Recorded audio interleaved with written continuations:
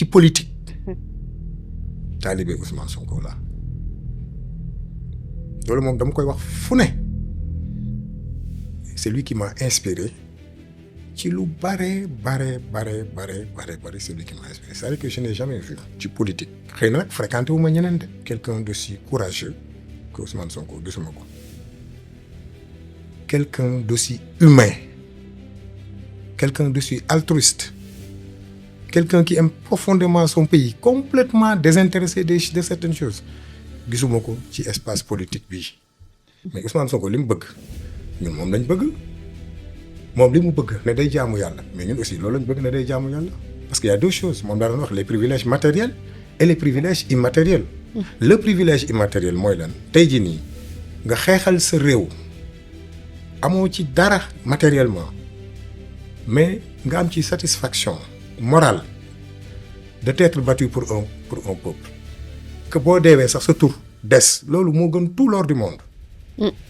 Man c'est comme ça que je conçois mon implication politique c'est ce privilège immatériel que j'ai et que Sénégal yu bëri peut-être souhaité woon nañ ko am tey mais amuñu ko pour def comme moi wala def comme mieux que moi mais amul dara lu ma politique may de façon matérielle amul te loolu dugaluma ci parce que loolu bu doon fekk rek moom ci dugal c'est-à-dire que am sama école bële la ma doon may c'est 10 fois plus que salaire bi may gagné tey 10 fois plus sans compter la pression sociale sans compter tous les dangers qui tournent autour de la gestion des affaires publiques sans compter na ma yàlla baal nit ñi nga xam ni sax ñu ngi lay seetaan mais yéenewuñu la dara.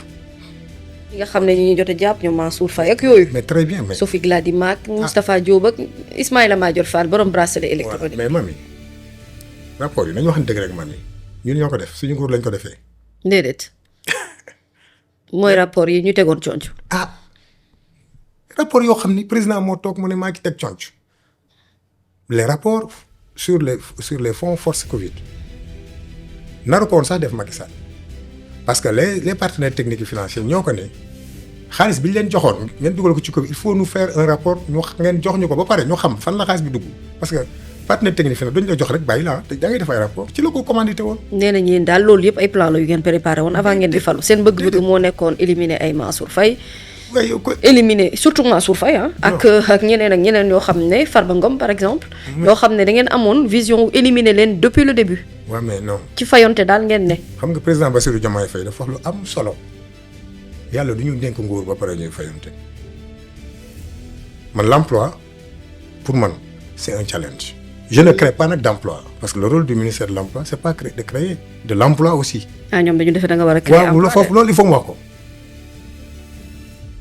Chers amis de Séné People ñu ngi leen di nuyu bu baax di leen dalal ak jàmm ci émission Face à la Nation ginnaaw gi bi nga xamante ne consacré nañ sunu numéro bi weesu administrateur général bu FONGIP madame Ndeye Fatou Mbodj ñu remercier ko bu baax a baax ci qualité émission bi nga xamante ne def nañu ko ak moom et j'ai vu que vous avez énormément apprécié à travers vos retours yi nga xam ne gis nañu ko ak intervention yi ngeen doon def boobu ba tey ñu am ci mbégte bu baax donc merci de liker et de partager li nga xam ne moom mooy émission bi di Face à la Nation et de plus en plus on essaie de vous séduire au maximum indil leen ay personnalités ak ay autorités yoo xam ne non seulement di ngeen leen gën a découvrir humainement mais di ngeen gën a xam également li nekk ci seen biir xol ak li nekk ci seen i biir xel li ñu yéene également pour askanu Sénégal.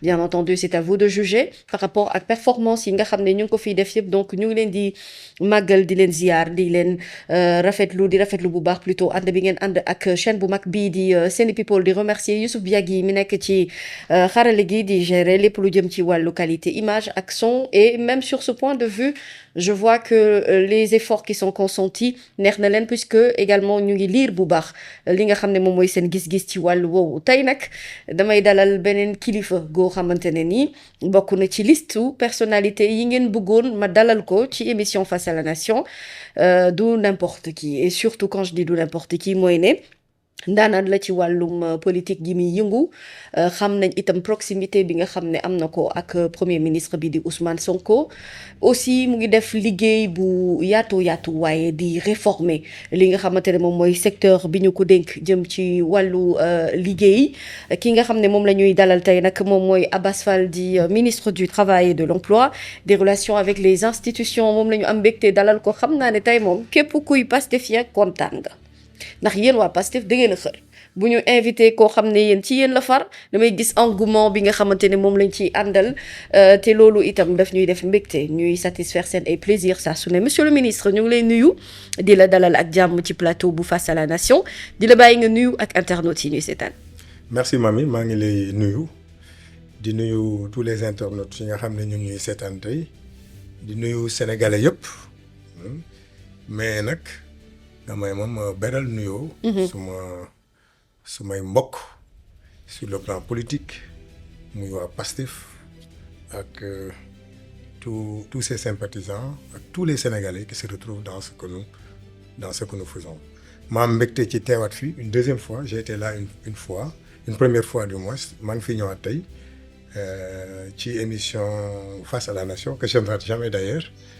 Et chaque jour dama naan xaaral rek ma jàng profilu Mamy parce que le plus important mooy ki may jàkkaarlool. oui. mais pour le reste moom voilà. non moi je suis sympa. Merci. Non moi je suis sympa. Et surtout moi c'est un honneur pour moi. donc c'est bon ma dalal la parce que ça faisait un moment quand même que bëggoon naa la dalal ci plateau bi.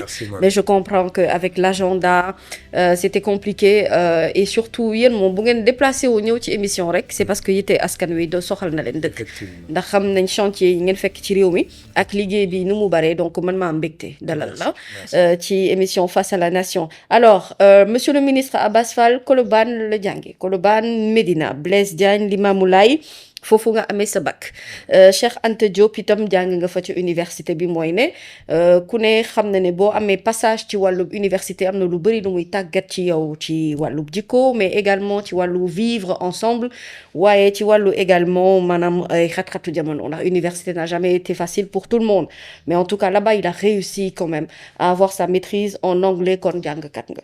beneen bi mooy master bi nga xam ne am na ko en GRH master également en sciences politiques monsieur le ministre et aussi enseignement de formation ancien adjoint également au maire un parcours boo xamante ne mënee na ko ba député à l'Assemblée et président également de la commission énergie, ministre du Travail, de l'Emploi et des Relations avec les institutions depuis un bon moment bu mu nekk ci gouvernement président Bassirou Diomaye Diakhar Faye ba tey ñu def tànneef ci moom dénk ko également wàll bu am solo ci réew mi mais moom Abass Fall coordonnateur le départemental de Pastef de Dakar dañ doon wax naan c'est une étoile montante ci li nga xam ne moom mooy parti Pastef secrétaire national également à l'organisation et bien d'autres qu'on va découvrir parce que am na ci lu bari li neex ci Face à la Nation mooy on apprend à découvrir la personnalité de l'invité bi ñu am xam naa ne buñ ne Colways ne Médina mën nañ wax ne Abass kon booy Dakar la wala da nga màggee fii rek mais am na leneen loo cosaanu. oui mais effectivement booy Dakar la au sens positif nag du terme. oui. loolu dafa am Boy Dakar au sens négatif du terme mu nekk une fausse fierté mu nekk Boy Dakar au sens positif du terme c'est-à-dire ma juddoo fii Ndakaaru Colobane jàngee fi yaree fi màggee fi j'ai tout fait ici à Colobane à Dakar positivement nag mu marqué ma moo tax ma ni Boy Dakar au sens positif. justement positivement nan la marqué. Dakar expliquez-nous. dafa nekk ñun surtout ñun période boobu ñuy judd mine de rien j'ai plus de 50 ans du ma xale. kon xam vous n'en avez pas l'air. waaw j'en ai pas l'air Dakar nekk une grande métropole mu nekkoon la capitale de l'Afrique de l'Ouest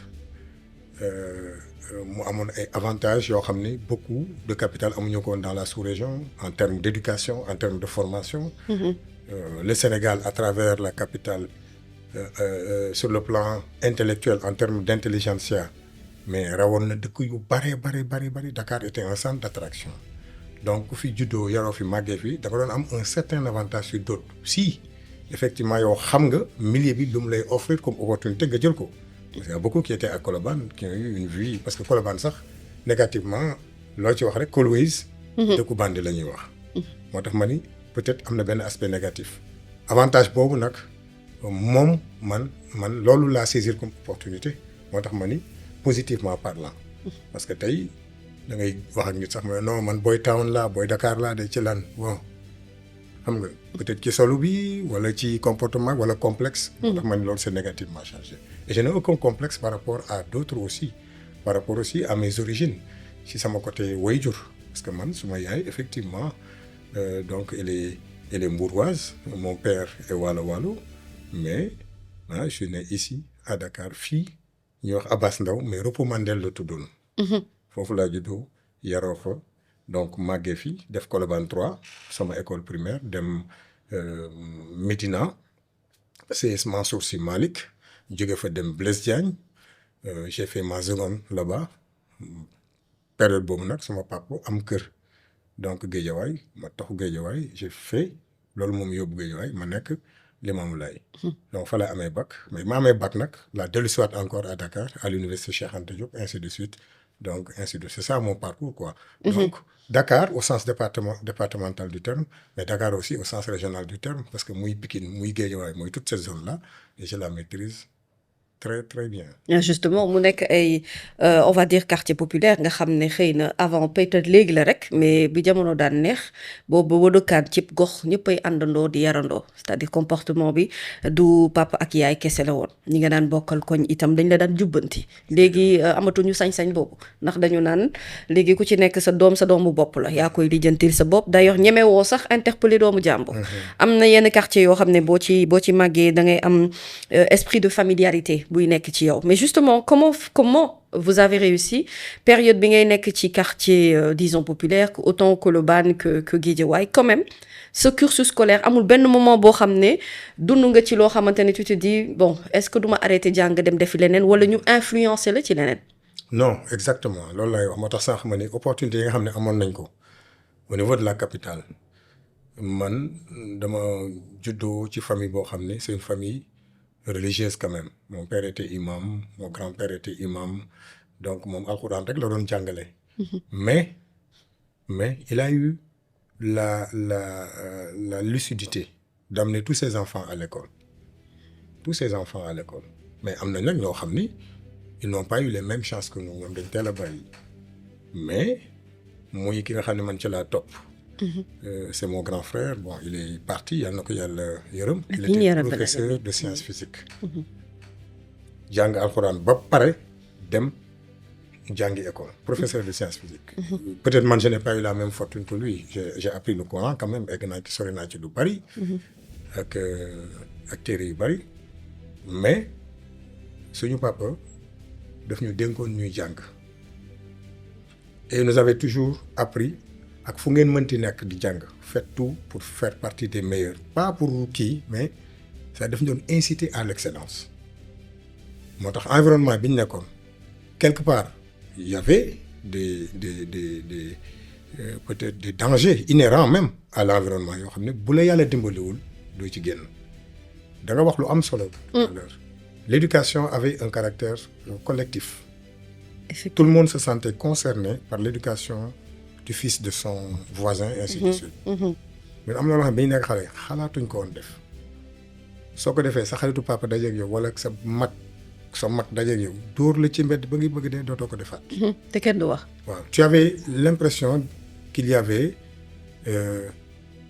une discipline ambiante boo xam ni qui pouvait être gérée par plusieurs personnes en même temps koo xam ne sax xamuloo ko sax dafay fekk ci mbedd ngeen mu ne mais yow looy def nii allez retourne jël yaat dóor la nga dem. loolu sañoo ko woon dem école jàngi weekend nga dajeeg sa professeur wala sa maître. nga dajeeg moom par exemple ci weekend par exemple samedi nga dajeeg moom. lundi booy jàngi da ngay tegale yére yu bari parce que boo demee moom dóor yi dana la sax parce que loolu def ci benn période boobu tax demoo jàngi. amoon nañu chance boobu ñun mais jamono bi sañuloo ko. xalaatuloo ko. et loolu ça a été c'était très avantageux. da nga daan ragal toujours def dara ci mbedd mi parce que nga naan su ma ko defee soit suma papa dinañ ko wax wala naa dajeeg sama xaritu papa wala leneen ñu def ma loo xam ni du ko jar. Je raconte une petite anecdote xam nga rek quand tu es adolescent commencé yëg sa bopp yooyu dama doon sàcc di tux. mooy tux dajeeg sama benn xaritu papa mais keroog laa bàyyi cigarette. lu mu la def. dóor na ma dóor yu metti boole na ma ba ma àggee kër gi aussi dañ naa lu mburu te si taal. kon keroog doyal la keroog laa bàyyi cigarette. xam nga loolu jamono bi mais xalaatoo ko quoi def doomu jàmbur boo ko defee sax ñu jàpp la tëj la wala la traité la de mauvaise traitance je ne sais pas ainsi de suite waxuñu nag nit ñi di exagérer. parce que ñun dóor yi ñu doon dóor c'était pas violent quoi comme li ñu gis quand même léegi. mais c'était juste pour dissuader. mais c'était juste pour dissuader. oui. donc environnement boobu moo màggee nag ak des parents alhamdulilah yoo xam ne quand même ils ne nous ont pas empêché donc de nous libérer au contraire dans la discipline ñu ngi yar mais ils nous ont donné toutes les opportunités que nous devions avoir pour réussir dans la vie. ci yar d'abord mais ci bàyyi la nga dem jàngi école. nous aussi on a saisi cette opportunité là ñàkku ñoon fayda nekkuñu di taxawaalu ak lu mu métti jàng bi c'était au cœur de nos préoccupations. Et puis loolu ça nous a forgé dans tout ce que nous avons fait et dans tout ce que nous faisons actuellement et ce que nous ferons ce parcours là cette éducation là qu'on nous a donné et daf ñuy topp ba sama engagement politique moi je l'ai tiré de l'éducation que mon père m'a donné. Donc aujourd'hui ñu ngi koy ñaanal yàlla na ko yàlla yërëm te xare ko aljana yi gën a kawe certainement il doit être fier de ce que vous êtes devenu aujourd'hui c'est un long parcours boo xamante ne il faut avoir beaucoup d'abnégation sinon doo ci réussir yaa ngi wax sànq ne yar bi moom nga dugalaale ba ci wàllum politique souvent boo nee Abass Fall rek dañ naan c'est un homme caractériel. Y a une dame qui m'a dit un jour est-ce que mami mës nga daje ak ministre Abass Fall ma ne ko non je ne le connais pas mu ne ma mais est-ce que moom il sourit ma ne ko mais évidemment il doit sourire certainement à certaines périodes qu'est-ce qui explique que nit ñi dañuy gis tout le temps que vous avez un caractère fort. Ça c'est vrai j'ai un trait de caractère qui peut être interprété comme ça comme fort même si peut-être man de façon inconsciente maa ngi koy wane alors que du loolu au contraire man ñi ma xam ñëpp xam nañ ni je suis très souriant ku ma gis moom man sama sourire ba xam naa moom nag daf ma seetaan ñaari yoon ñetti yoon rek oui xaw a fer wala mu gis ma ci benn période boo xam ni dafa xawoon doy waar parce que il faut que ñu ñëwaat gis nga on a traversé une période boo xam ni ñun ñëpp suñu personnalité am na lu mu ci changé peut-être les gens vont comprendre après on a vécu des moments extrêmement difficiles où on ne pouvait pas avoir le sourire au contraire c'était toujours la tension tendu conflictuel ci loolu la quoi j'ai un caractère ci côté boobu c'est vrai les gens peuvent l'interpréter certains disent que je suis très caractériel parce que dafa am ñaar yoo xam ne toujours su ma ko gisee moom kenn du ma retenir. lan ak lan. mooy injustice d'abord su ma ko gisee moom en fait je suis hors de moi. xoolal quel que soit par exemple le type d'injustice nag moo ko gisee non je réagis de façon spontanée. beneen bi ce que je ne supporte pas c'est l'ingratitude. te ñaar yooyu dafa commencer bari suñu jamono telle sorte que loolu mën na soppi nit mais au-delà de ça amul dara lu mën a génne sama jikko loolu rek moo mën a génne sama jikko injustice que ça soit de façon physique parce que day am muy agression wala leneen ou bien de façon morale loolu moom ça me met hors de moi mais j'espère que la dame est en train de me regarder je suis extrêmement souriant te ñi ma xam ñëpp sax xam nañ ko. ils se disent Abass foo ko gis il est toujours souriant. Mais peut-être cette dame m'a vu dans une période boo xam ni.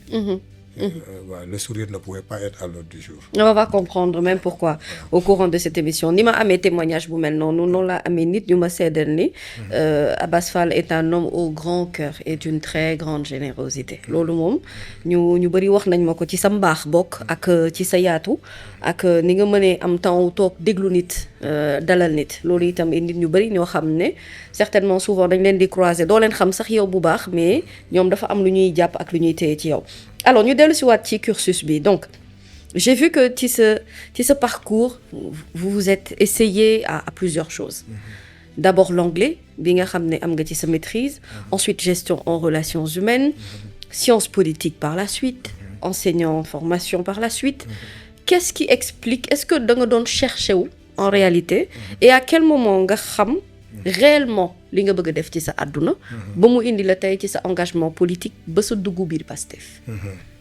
Très bonne question soo gisee ma traversé donc toutes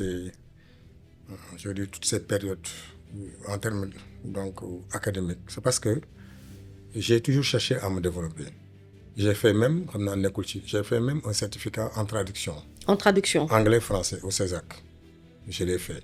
Pour être interprète? Ouais, pour être interprète.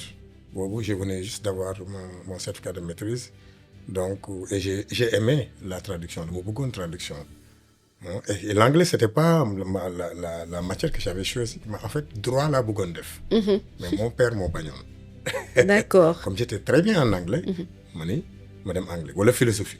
Je voulais faire soit droit ou philosophie.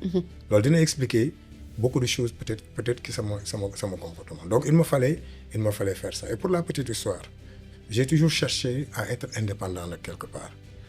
Man, bi ma amee sama maîtrise, liggéey bi ma jëkk a def, j'ai été guide touristique. Ah bon? Oui, ça je l'ai pas mis. J'ai été guide touristique, donc ministère du tourisme laa dem amoon na on m'avait donné une carte de reconnaissance genre quoi pour être guide touristique quelquefois des gens venaient nga gunge leen traduire leen bon ñu jox la benn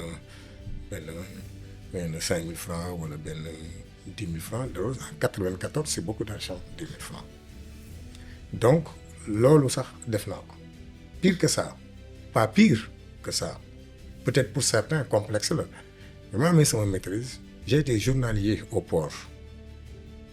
Machallah. J'ai vécu ça parce que dama am sama kii mani il faut mu uti loo xam ni damay am tuuti autonomie quelque part. ndax bëggoo woon dépendre. non di dépendre ci parents yi. ci parents yi man très tôt laa génn sama kër man quand je me marie j'étais étudiant à l'université Cheikh Anta Diop très tôt laa génn sama kër. Je suis sorti de chez moi, non loin de chez mes parents, ou une chambre, ma dëkk fa man ak sama jabar. Très tôt. Bu ma daan xëy damay dem port. waaw le centre Potou fa lay dem liggéey ba ngoon mu ñibbi chaque semaine j'ai gagné 5960 francs du ma ko fàtte chaque semaine. boo ko xoolee au fond le mois c'était 20 et quelques mille francs. Avec ça, j'ai réglé mes petits problèmes.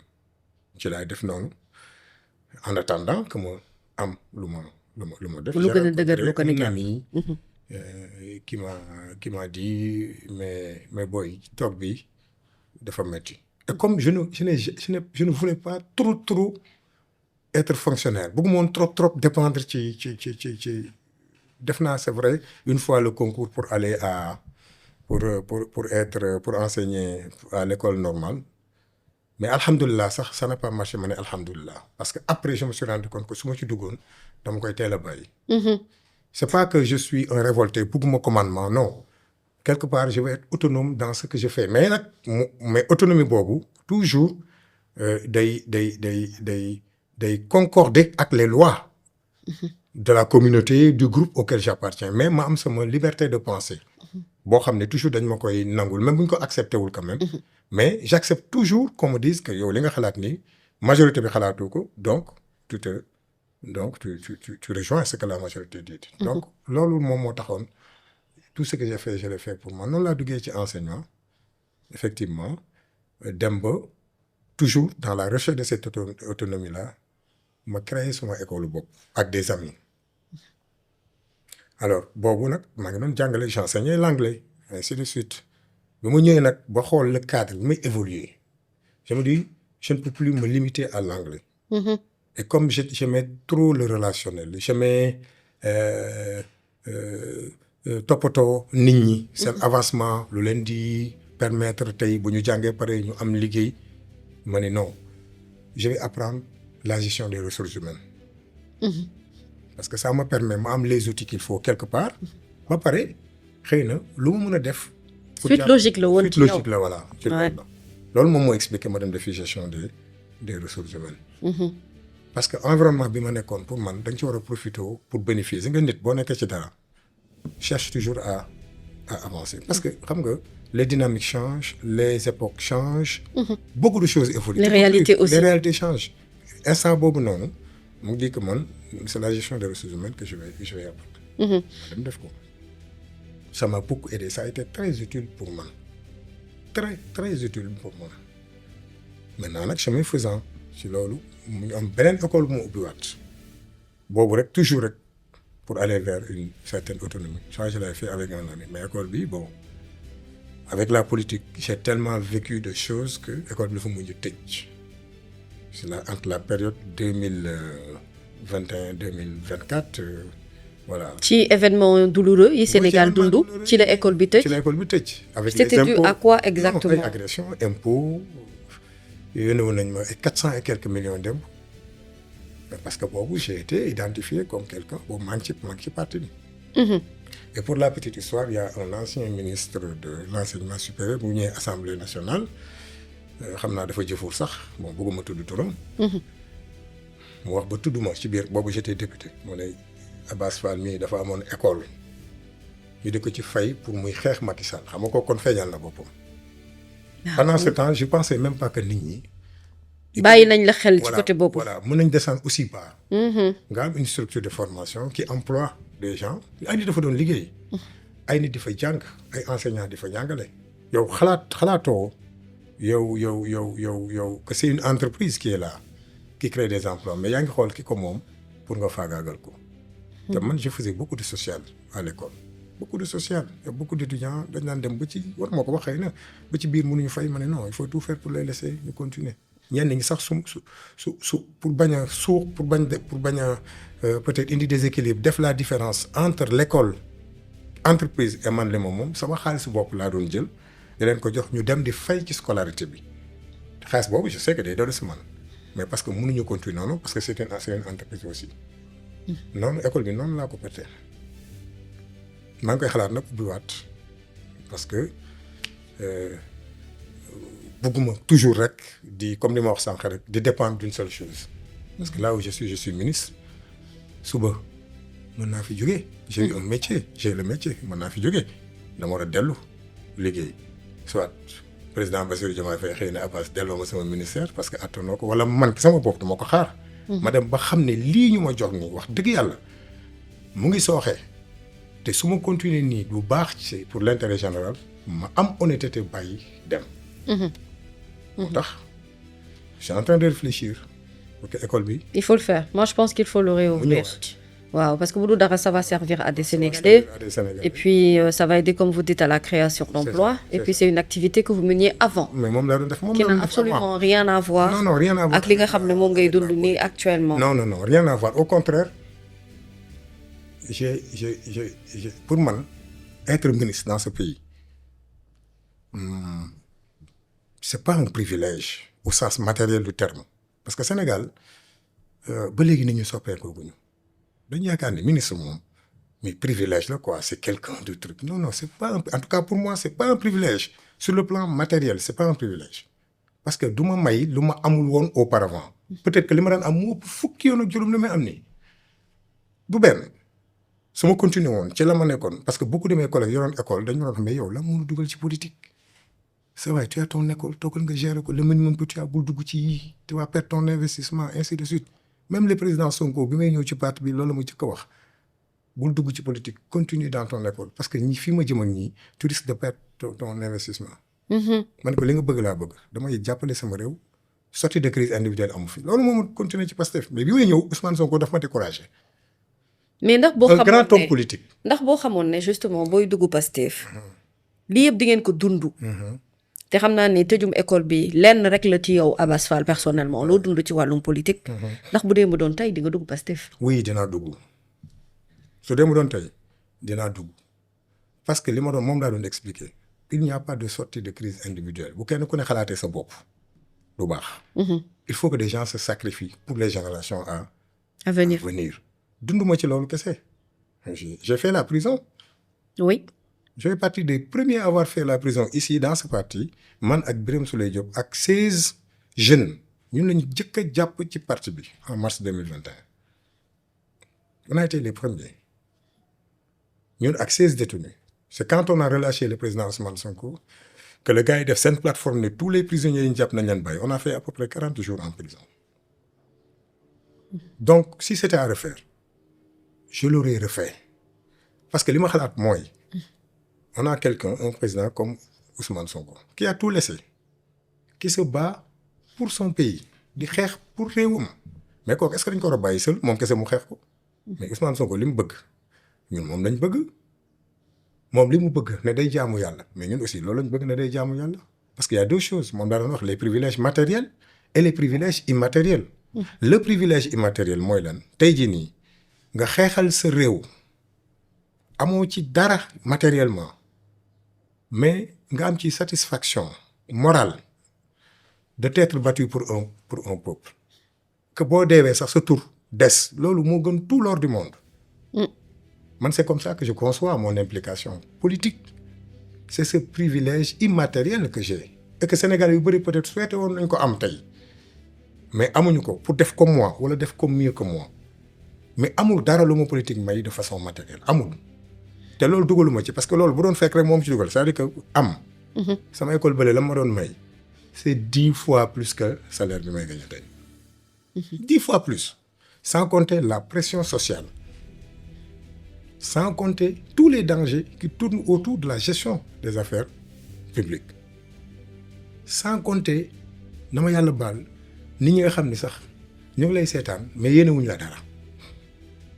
Sénégal dafa nekk réew mu doy waar. loolu satisfaction bi ma ci am rek mooy compenser lépp mooy la satisfaction morale mais amul leneen amul leneen tey jii nii sama téléphone bii su ma la ko joxoon léegi 2 minutes nga xool nga téye ko da nga ne Abass comment il fait avec ce téléphone là da nga naan et quand je dis Abass à travers moi c'est tous les autres collègues ministres qui souffrent parce qu'il y a énormément de choses qu'ils doivent régler te ñëpp yaakaar leen su ma la joxoon sama téléphone léegi nii. yow tu vas dire comment ces gens-là font Abass comment il fait avec ce téléphone-là pour s'en sortir guddi ak bëccëg mu ngi sonné. mais comment vous le vivez justement. pression bi nga xam ne teg nañ ko ci seen kaw le fait que du ngeen amati sax vie parce que ci ay écho dégg nañ ne da ngeen di teel a xëy te amaana da ngeen di guddee wàcc volume de travail bu énorme yow nag yaa ci raw ndax moom li ñu la dénk moom ministre du travail ministre de l'emploi des relations avec les institutions c'est un dossier ce sont des dossiers très lourds à gérer ci dëkk bi. extrêmement lourd. justement noo koy dundee et comment vous faites pour vivre équilibre bi fan lay jógee. oui justement tey jii nii il faut que les gens comprennent que ni ces gens-là ces 30 ministres-là ak ces DG-là ce qu'ils sont en train de faire pour ce pays-là dinañ ko gis nag bientôt parce que c'est très difficile réew mi fi ñu ko jëlee c'est très difficile les gens sont devenus très impatients. mais dañu war a ñaanal nit ñi jàppale leen gunge leen parce que tey su ma la waxee man je peux rester 1 semaine je ne vois pas mes enfants doo ko gëm su ma xëyee dem naa su ma wàccee ñenn ñi nga xam ne ñu ngi ak man par alliance wala ñi nga xam ne ñu ngi vivre ak seeni parents week-end yi j'ai mes enfants qui sont avec leur maman week-end dañu wax papa week-end dañu bëgg a ñëw week-end prochain man leen ñëw leen mais bu ñëwee du ma leen gis man ci activité yi je ne les vois pas dina ñëw sama kër ba dem du ma leen gis ce sont mes enfants ils vivent pas avec moi ak yeneen mënuma la ko wax ma pauvre maman mu may seetaan daan waaye yow Abass yow da ngay fàtte ni da nga am yaay ma ne ko billaay yaay fàttewuma ko coono rek je peux rester 2 semaines sama yaay du ma dégg. elle m'entend 2 semaines sama yaay du ma dégg même plus et puis li lay metti nag ci affaire boobu mooy ne les gens toujours ñu ngi xëy rek di dóor. mooy c'est l'ingratitude dont vous parlez. C'est le fait que ñu ne da ngeen inaccessible. wala du ngeen jël en compte vraiment li nekk seen yitte ak seen i soxla. wala da ngeen a changé. non parce qu'ils n'ont rien compris ñu ci gën a bari pour man li ci gën a bari non c'est pas sincère moo wax ko dëgg mais y a des gens nag au contraire dañ lay dimbali sax. gisuma fi inaccessibilité xam nga président Bassirou Diomaye Faye bi ñu jëkkee jël nguur gi 2 semaines de pouvoir lañ def ñu daje Azalaï gars yi di commencer di casse oui non certains ministres sont devenus inaccessibles président Bassirou ne leen mais yéen 2 semaines ngeen ni les gens sont devenus inaccessibles mais quand même xanaa bala ngaa inaccessible nga toog.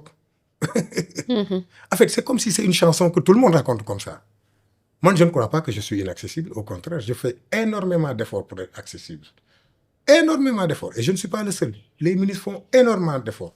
Mais si nous savons ce que nous avons, loolu mën nañ leen ko baal xam nga lan moo am le plus important. mooy est-ce que ñii li ñu leen dénk ñu ngi koy doxal. imagine koo xam ne yow sa yaay sax pour mu dégg le problème la. te li ci gën a bari kenn ku ci ne sa soxla rek soxlaam la lay wax. kenn ku ci ne soxlaam la lay wax ah. Les gens ne t'appellent pas pour te dire bonjour, hein. Et je t'encourage. Non. Dans la plupart des cas, dañ lay woo pour ay soxla yu ñu bëgg nga fajal leen ko. Tout à fait normal, hein. Moi, je suis pas contre, hein. Moo tax damay wax toujours sama collègue ministre ak DG yi faisons l'effort d'être accessible. lu ñu mën ñu def ko lu ñu mënul bu ko kenn jéem bu ko kenn def. Le président du parti le président Ousmane Sonko daf ñu convoqué ñëpp ne leen nañu restez vous-même. Restez ce que vous étiez avant dans l'opposition. Il y a certaines pratiques bu leen ko def parce que vous êtes au pouvoir parce que ce qui a fait que nous ayons pris le pouvoir c'est parce que nous sommes restés nous-mêmes continuons dans cette voie maintenant nag leen rek laa indi laaj travailler jour et nuit pour ñu atteindre suñu objectif yi. Les gars yi ay jàmbaar lañu. Mami y a des ministres fii tey yoo xam ne tey c'est vrai certains ne sont pas de Pastef dañoo ñëw pour jàpp ci.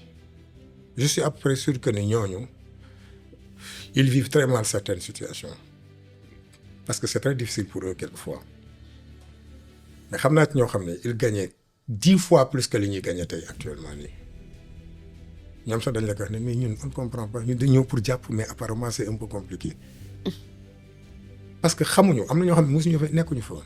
Quelqu'un comme mon Bouba Diagne. te ils ont pas été endurants comme vous. nga xam ne dund ngeen lu nekk. Oui, mais justement diggante 2021 2024. Je donne l'exemple de Momou Diagne le ministre de l'agriculture. Excellent. ku bëgg agriculture waaye daf ko bëgg ci xolam daf ko bëgg ba dina def sax ba def lu mu mënul quelquefois amul lu muy def pour que agriculture au Sénégal bañ a dox. Cheikh Tidiane Dièye le ministre de l'hydraulique. Ah oui, il fait un travail. Est-ce que gis ngeen liggéey bu muy def. Ah oui ça moom. Un travail extraordinaire. Ministre boo fi tudd Moustapha Sarré formation ñeneen koo ci tudd tey jii nii mu ngi def liggéey boo xam ni bu mucc ayib mais c'est que nag il faut que nit ñi xam ni mais du léegi la ñuy ñëw def ay résultats tout de suite loolu kenn mënu ko. Il faut du temps pour faire ça parce que quand nous sommes venus le premier ministre a dit réew mi ñu ngi ko fekk 4e sous-sol. Le président Diomaye ne marge sax amatuñ ko. Mais il faut qu'on apprenne de nos leaders qu'est-ce qu'ils veulent nous dire par là. Il faut des efforts qui doivent être faits de part et d'autre réew mi tant que ñu ngi xalaat ne ay ministres ak ay DG ñoo koy développer ñu ngi nax suñu bopp. C'est un effort collectif. De la même façon qu'on est exigeant vis-à-vis du pouvoir public ak ñi nga xam ne ñoom ñoo koy de la même façon les populations doivent être exigeantes vis-à-vis d'elles-mêmes maami réew mi mbedd mi boo koy dox da nga naan kilifa amul ci réew mi ñan ñoo koy def est-ce que ce sont les gouvernants qui font ça? Non, ce sont les Sénégalais. Ce sont des Sénégalais qui font ça dans la rue. De comportement et de mindset. Ils font ce qu'ils veulent dans la rue. Ouais. Pour ñoom nag l'homme politique moom rek moom moo war a jaar yoon mais ñoom waruñu jaar yoon. et c'est dangereux de réfléchir comme ça. dama koy wax souvent bu ñu soppeeku quand je voyage dama jógee Éthiopie barki dem. Vous êtes allé dans un très beau pays. Addis Abeba. Addis Abeba, la capitale, c'est magnifique. mais Ils sont propres. tellement propre. Ils sont propres. alors tellement propre nga wàcc aéroport fii rek dugg ci tali bi rek. Gis différence bi. nga am looy xaw a rus tuuti nga ni mais qu'est-ce qui se passe chez nous. Ouais, Éthiopie, c'est en Afrique. Hein. mais c'est en Afrique. C'est en Afrique, hein. Oui. Éthiopie boo ko waxaan sax Même ñu sur ne le ñooñu plan dañoo de xiif. infrastructure, oui mais c'est énorme. ils se sont développés, Non, c'est un truc de incroyable. malade. Ouais. incroyable mais loolu lan moo ko def. Volonté rek la. volonté. au plus haut niveau ak discipline. waaw dëgg la. au niveau des populations. volonté lu mu am ci kaw discipline amul ci suuf non duñ ci génn donc pour man réew mi kenn ku ci ne am nga ci responsabilité. dëgg la. tant qu'ils penseront que c'est nous qui devons faire ça nag ils se trompent. parce que man li ma war a def laay def li ma mën def laay def mais il faut que j'ai un répondant. donc les gens font ce qu'ils peuvent man dama ci xam dara. je siège au conseil des ministres damay waxtaan ak sama collègue damay gis yenn DG yi ay jàmbaar dëgg fi nekk. jàmbaar dëgg. maintenant nag. il faut que la population soit réceptive. mais soit réceptive évidemment tout ne peut pas être parfait hein. bien sûr. mën na am man peut-être man Abass Fall je peux être le maillon faible ñëpp yamuñu ah je vais pas dire que nous tous mais je veux dire dans l'écrasante majorité à 99% les gens font abattent un travail extra te dinañ ko gis nag parce que tey man xanaa nag le président de la République nag quand même dina bàyyi ci gouvernement ay ministres yoo xam ne ils font pas son affaire ak li mu wax yëpp premier ministre Ousmane Sonko nga xam ni du lekk du naan liggéey rek lay def. ñun li ñuy jot par jour ci ay courrier yu jógee primature amuñ jotu leneen lu dul liggéey à tout moment il t'appelle. soo liggéeyul xam na boo liggéeyee xam na te boo liggéeyul du la fi bàyyi man xam naa loolu boo liggéeyul du la fi bàyyi. Abass Fall li am ci yeneen parti ba amul biir Pastef je m'explique. oui. on sait que yow personnellement am nga proximité graaw ak le premier ministre Ousmane Sonko enfin bu ñu dindee sax casquette premier ministre Ousmane Sonko leader du parti Pastef. vous êtes souvent très proche. et même aujourd'hui dans l'exercice gouvernemental. souvent bu ñu gisee le PM dañ lay gis ci wetam. d'autres diront que c'est à cause du portefeuille bi ngay gérer. ñeneen ñi ci wàllum politique ba amul siisu wala jalousie bu am ci diggante proximité bi nga am ak Ousmane Sonko ci wàllum politique ah. ak sur le plan de vue relationnel parce que j'ai l'impression que Ousmane. mooy nit ki nga xamante ne ñëpp bëgg nañ ko jege ñëpp bëgg nañ nekk xaritam. te koo ci toogal ci ñu bëri ñu ma dalal bu nuy waxtaan ci Ousmane dañ naan la donte xamuñu ko sax wala miinantewuñu ak moom torop. mais dañu koy seddal ci ay jikko. xam naa ne yaa ciy gën a jekk ndax jege gi nga ko jege loolu relation de confiance la fraternité la wala politique kese moo ko wënd. oui y a un peu de tout mais man fraternité bi laa gis j'ai des charges politiques mënuma nekk responsable départemental de la capitale te peut-être xëy na du ma am proximité bi ak moom mais y a plus fort que ça c'est un frère au-delà de tout politique moo taxoon ma xam ko mais man dama génn cadre politique bi mu nekk nag sama kilifa lu mën naa la ne mage naa ko peut-être 8 ans xam nga kon mën naa ne sama kanam ah. mais sama kilifa la ma am énormément de respect et de considération pour moom pour beaucoup de choses parce que nit ki soo ko jegee tuuti xam ko ah nga dégg li muy wax mais nga jege ko tuuti am yenn jikko yoo ko xamal yoo xam ne ñu bari xamuñu ko nag. Il y a beaucoup de gens qui voient le président comme l'homme politique qui est là avec son discours, son humanisme, sa générosité vis-à-vis de son peuple. Mais boo ko jegewul yenn détails yi doo ko xamul ci moom dina am lu bari loolu ci moom peut-être nag man dama am chance proximité boobu am sama diggante ak moom ma xam ko moo tax y a beaucoup de gens qui me disent yow moom Ousmane Sonko mës naa fi toog benn personnalité bu mag ci wàllu politique. ma toog moom di waxtaan xaw ma lu mu juum rek ba am lu mu wax mais keroog dafa jaaxle parce que xàmmeetuma. dafa wax dara ci Ousmane Sonko. waaw en passant nii foo rek. mais keroog xàmmeetuma personnalité bu mag a mag la ci politique. keroog bi may génn këram dañ ma dogaale na ma ñëwal toogaat ma ne ko sama leader du ma toog fenn ñuy wax ci moom même ci ay fo sax ci ay fo laa wax du ma ko accepter fo rek wax ko loo ko wax du ma ko accepter asamaan nag nga nekk ci logique politique boo xam ne da ngeen di dóorante. xam nga nee naa la bi muy ñëw def ma ni boo doon sama sago booy jàpp ci parti bi toogal ci suuf nga jàpp mais bul engagé wu parce que da nga yor sa business day yàqu jour boobu laa ko jàpp. parce que bu doon ñeneen luñ lay wax. non ñëw rek jàpp ci voilà amul problème dañuy jël affaire bi bu ñu jëlee affaire bi non dafa ma ne non te toujours dama koy rappeler dafa ma ne sa business dina yàqu kaso xaj na ci dee xaj na ci dee rek laa ci deful mais dem naa ci kaso sama business yàqu na ci mais moom en retour lan la ñàkk en retour lan la ñàkk qu'est-ce qu'il n'a pas perdu sax laay wax. lan la ñàkk ci xeex bi parce que réellement il a tout perdu. Ouais. Mais ku mel noonu boo nekkee ci wetam di nga am respect. considération ci moom di nga dem ba sa cofeel ci moom dafay dépasser sax yenn yi.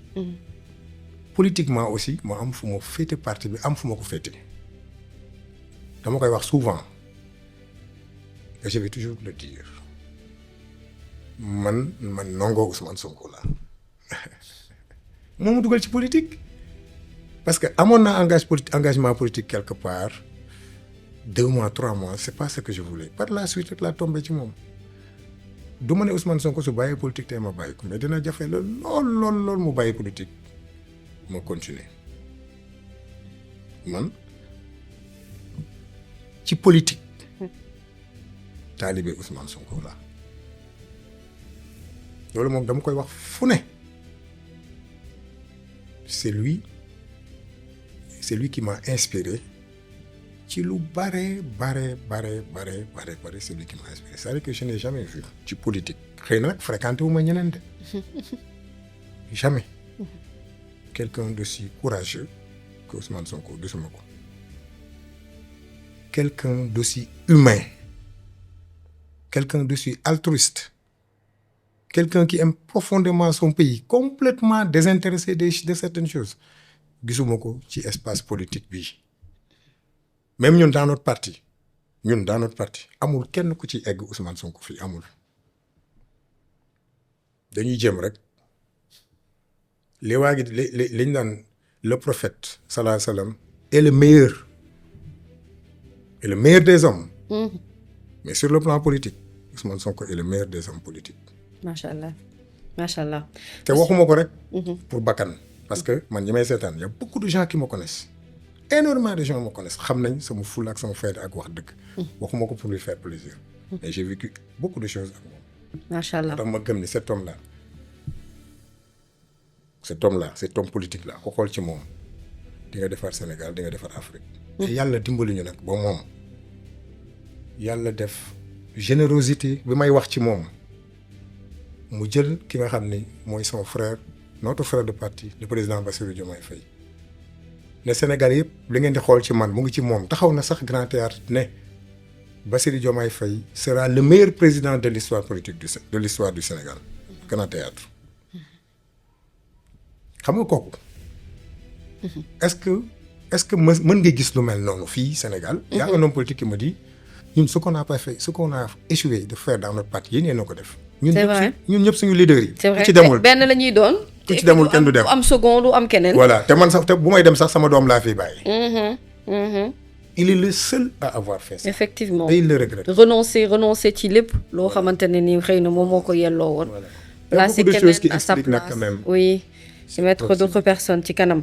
Voilà, donc vous suivez votre émission Face à la Nation ñu ngi dalal monsieur le ministre Abass Fall ñu dugg ci waxtaanu politique nag léegi ñu dugg nag léegi ci surtout d'abord actualité enfin mën nañ ko waxee politique mais parce que c'est lié dialogue bi nga xam ne le président Bassirou Diomaye woote na ko ak ñi nga xamante ne ñoom ñooy les parties intégrantes ci wàllu politique fii ci Sénégal gis nañu ci ndaje mi itam mën nañu wax ne am ngeen succès macha allah parce que il y a eu la participation presque de tout le monde déjà yow naka nga apprécier ndaje bu waxtaan boobu nga xam ne li ci jublu woon mooy ne ñu jubbanti yenn ci ay ponk ci wàllum politique waaye fexe ba déggoo mën a am également entre partis comment vous l'avez apprécié. Oui mais très positivement te dama ci profité pour féliciter le président de la République parce que mënoon na bañ a woote dialogue te il l'a dit réew mi amul xeex amul xulu demuñu élection réew mi dal na on pouvait ne pas appeler à un dialogue sur le système politique parce que loolu il faut que nag mu leer parce que y a des gens nag dañ naan ñiy gàmmoog ñiy ras dem bokkuñu am na ñoo xam ne nag ndeysaan gis nañ leen démb nag quand même c'est vrai ils ont pris la parole pour parler de tout sauf de l'essentiel qui nous réunissait c'est le dialogue sur le système politique. Les gens étaient plus là-bas pour wax ci affaire détenu politique sax dégg naa ko fa. Khalifa Ababacar Sall wax ko. ak yeneen oui mais. ak ay questions de liberté. oui mais ces questions-là elles étaient là quand nous on était 2000 prisonniers quand le président Bassirou Diomaye Faye était en prison quand Ousmane Sonko était en prison quand El Malick Ndiaye était sous bracelet électronique quand 86 personnes mouraient xanaa loolu amu fi woon. c'est-à-dire que ñun dañoo woote dialogue parce que dañu bëgg a prévenir ñu accorder wu sur l'essentiel parce que suñu système politique am na lu ci baax am na lu ci sooxe nañ toog ñu waxtaane ko. élection yi naka la war a demee léegi les coalitions naka la ñuy demee léegi 386 partis c'est impossible dans un pays naka la ñuy def ba définitivement Sénégal ñu am un système politique consensuel de façon définitive nga xam ne keneen ku ñëw doo ko mën a laal même les questions d'intangibilité là. Comme le deuxième mandat, troisième mandat. Je crois que war nañ ci mën a dem parce que tey jii nii regarde combien de fois le code électoral a été touché bi fi Macky Sall nekkee pendant ces 12 années-là. Chaque fois que mu bëggee éliminer un adversaire politique dem na laal le code électoral. Il y a des aspects dans le code électoral yoo xam ne pour man dañ ko war a rendre intangible kenn waratu ko laal parce que le code peut être dynamique. Il doit s'adapter donc au développement de l'environnement, aux questions aux politiques et autres. dafa war a changer. Nous sommes d'accord. Mais il y a des aspects yoo xam ne kenn waratu ko laal. loolu yooyu la ñuy waxtaanee. Sénégal je suis désolé Sénégal amul détenu politique. nañ ma wax un seul détenu politique. ñoom Abdou Nguer la ñuy wax de. xam nga. mais Abdou Nguer yi ngeen jàpp ak. waaw moo tax xam nga moo tax nos hommes politiques là. Ouais. Nos hommes politiques là sont d'une bassesse incroyable quoi. Un homme politique qui défend quelqu'un qui passe tout son temps à insulter les gens. Ils en ont même fait un trophée na ma yàlla baal ñoom ñoo ko rey je veux même pas parler de lui quoi. Loolu détenu politique la. Quand les gens partaient dialoguer avec Macky Sall sur le dos du président Ousmane Sonko. gis nañ fi homme politique boo xam ne bi ñuy libérer c'est eux qui parlent de détenus politiques. bi ñuy libérer les jeunes ces hommes politiques là lan lañ doon wax mam yaa ngi koy fàttaliku. lu tax ñuy bàyyi xale yi. ça veut dire que kon ña ngay waxtaan. dégguñu ko fi loolu. ok. mais quand même il faut qu'on soit cohérent. terme détenu politique sax ex-président da ko daan bañ moom dafa jàppoon ne ay détenu politique amul ci réew mi il l'a dit partout dans le monde. mu ne ku ñu jàpp da ngaa def xale yaa ngi koy génne fan yëpp Macky Sall ñu wane ko mu ne ku ñu téye da ngaa def. ah mais ñoom est-ce qu'ils ne font pas aussi allusion aux anciens ministres par rapport ak reddition des comptes bi. oui mais la reddition ñi nga xam ne ñi jot a jàpp ñoom Mansour Faye ak yooyu. mais très bien mais Sophie Gladima ak Moustapha Diop ak Ismaïla Madior Fall borom bracelet électronique. mais mami ñoom nañu gëm yàlla mami rapport yi nañu wax dëgg rek mami ñun ñoo ko def suñu nguur lañ ko defee. déedéet mooy rapport yi ñu tegoon conc. ah rapport yoo xam ni président moo toog mu ne maa ngi teg conc les rapports sur les fonds force Covid naru ko woon sax def Macky Sall parce que les partenaires techniques et financiers ñoo ko ne xaalis bi ñu leen joxoon ngeen dugal ko ci Covid il faut nous faire un rapport ñu ngeen jox ñu ko ba pare ñu xam fan la xaalis bi dugg parce que partenaire technique financier dañu la jox rek bàyyi la da ngay def ay rapport ci la ko commandité woon. waaye yaa xayta Maolana ñu def nañ Cour des comptes def na rapport jox ko Macky Sall Macky Sall bu ngeen ko fàttali ko la mu waxoon dinaa mettre en place une commission chargée de la mise en œuvre de certaines recommandations de ces rapports là te boobu ñun en son temps boo duggee ngeen vaar ñu ngi doon naan soxlawuñu commission boobu Cour des comptes li mu wax leer na il faut saisir la justice looy créer commission boobu est-ce que gis nga ko cette commission n'a jamais vu le jour. dañu waxante dëgg mais ñun ñëw jël joxe justice def liggéeyam ñun lu ki suñu yoon.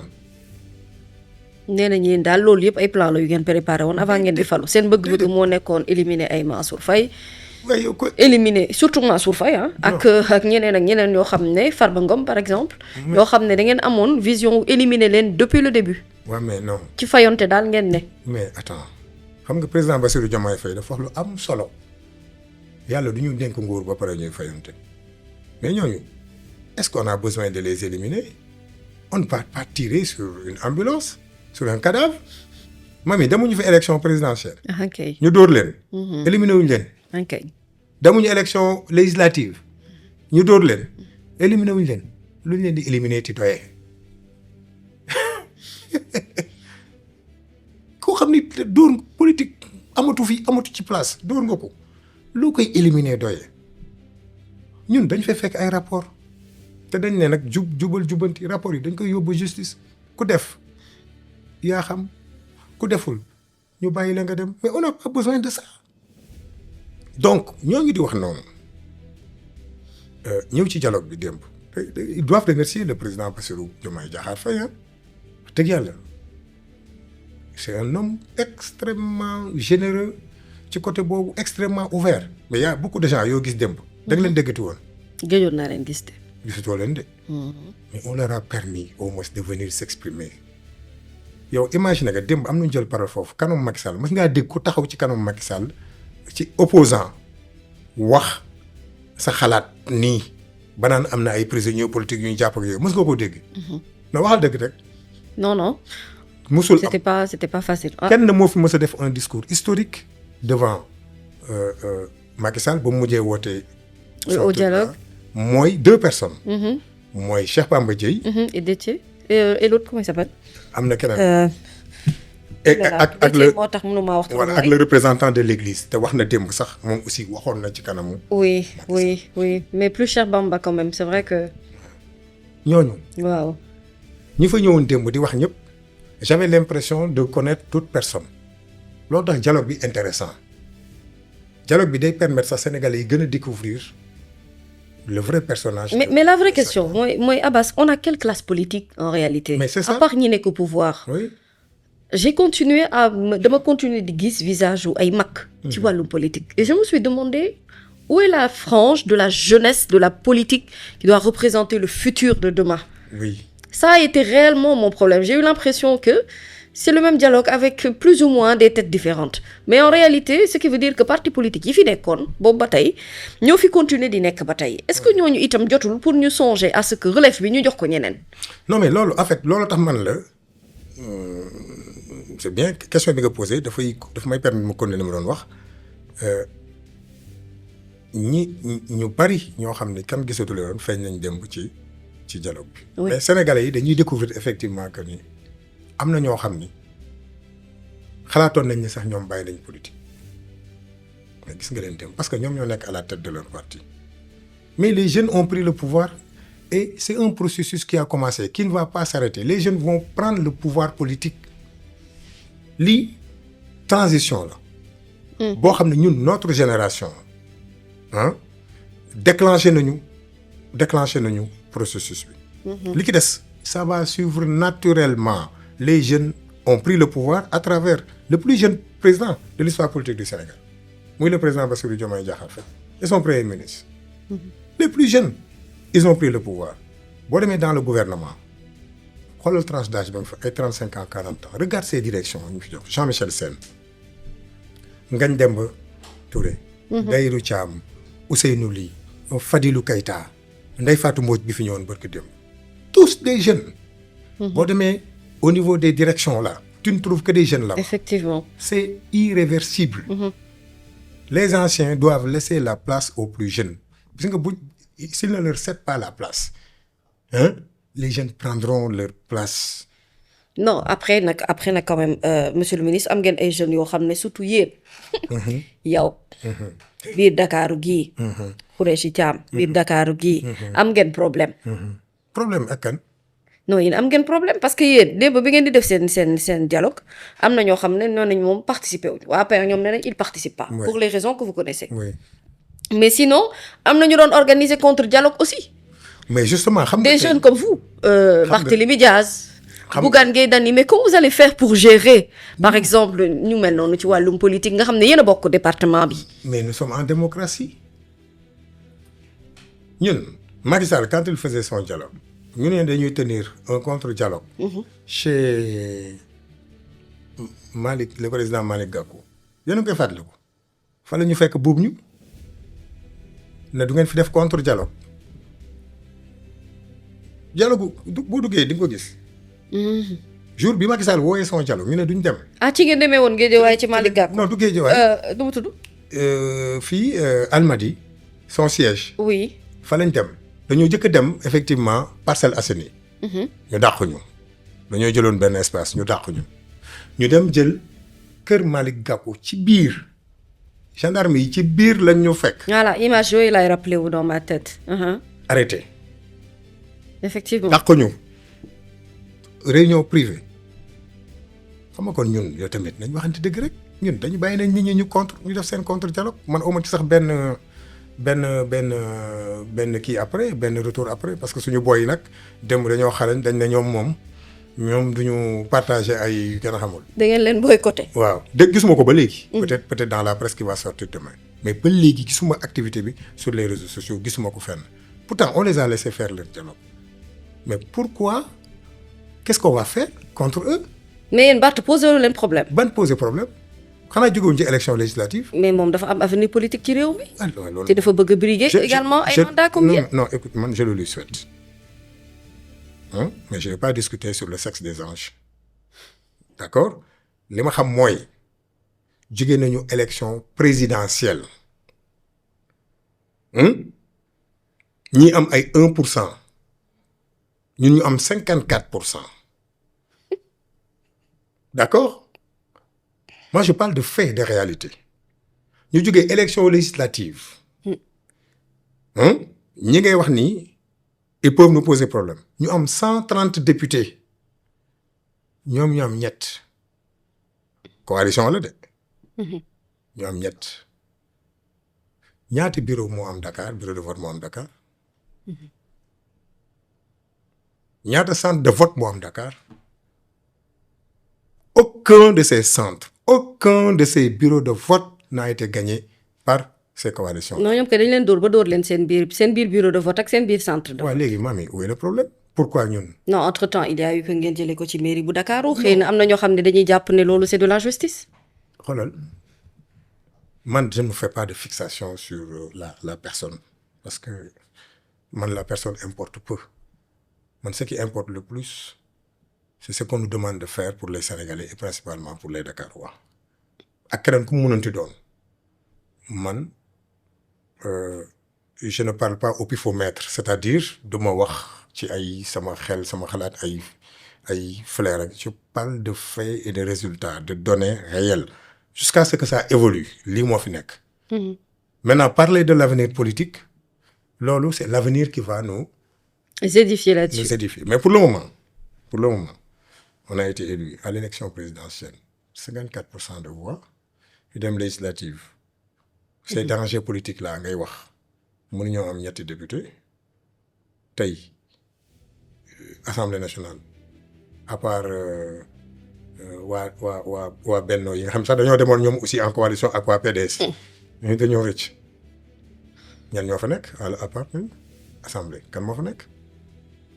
loolu dynamique yooyu ngay xool soo muusee nag nekk un homme politique bul demee sentiment il faut savoir faire des lectures politiques ñun loolu moom mooy suñu différence ak beaucoup de nos adversaires ñun dañuy def lecture politique. ñoom duñ def lecture politique ñoom émotion la ñuy demee. peut-être quelquefois du ñëpp ak bañ nit ki mais yow mën ngaa xalaat nit nekk 3 ans 4 ans dans l'opposition ñu di ko martyriser di rey ay militants di tëj ay militants di tëj seeni responsables malgré tout ñu dissoudre parti bi Pastef nit ñi il faut que Pastef dañ ko war a jàngale ci école yi déjà j'ai parlé à un professeur mu ne ma man il faut que ma def ay recherche ci Pastef il faut mu bind ci Pastef mais je crois que j'aurai des blocages parce que jusqu'à présent ce phénomène politique là je n'arrive pas à me l'expliquer moi-même mais loolu yëpp maam yi mu am fii ñu génn kaso 10 jours de campagne ñu jël réew mi mbir yàllaa ngi ci de mais persévérance bi mu ngi ci ñu jóge fa dem élection législative sur 165 députés ñu am 130 députés ngeen demal seen bopp. C'est la première fois dans l'histoire politique du Sénégal peut-être au niveau du Parti socialiste daan na am mais époque récente bu ma gis fii ce sont que des coalitions qui partaient à une élection ils sont partis seuls Pastef seul 130 députés seuls il faut avoir une lecture politique de ça veut dire que les dynamiques ont évolué et que nit ñi bëgg nañu leneen moo tax rationalisation parti politique yi dafa war a am il faut que les partis politiques aillent à des élections mënoo yow 50 ans ci coalition rek ngay demee mënu nekk na nit ñi dem élection kese je crois qu'entre autres il faut des tests de ce genre xaw ma nag gars yi ni ñu koy waxee au niveau du dialogue mais il faut que les gens apprennent à aller aux élections avec le bulletin unique gis nga avec le bulletin unique mën nañ am 100 partis politiques yi dem élection c'est très facile 2 minutes da ngay xool rek coché dugal ci biir ba pare def ay primaires sax nag. ba pare nag après nag bu ñu jógee ci élection boobu mais ñu am ay seuil de représentativité ñu xool ko.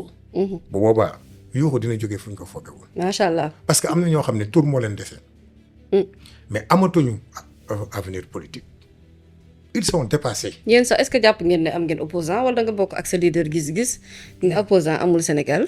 non fi ñu toll nii opposant amul Sénégal. kon yéen amul kenn ku leen tiital ci wàllu politique. déedéet non ñun yow mais mami. yéen maayinu leen kenn. mais mami.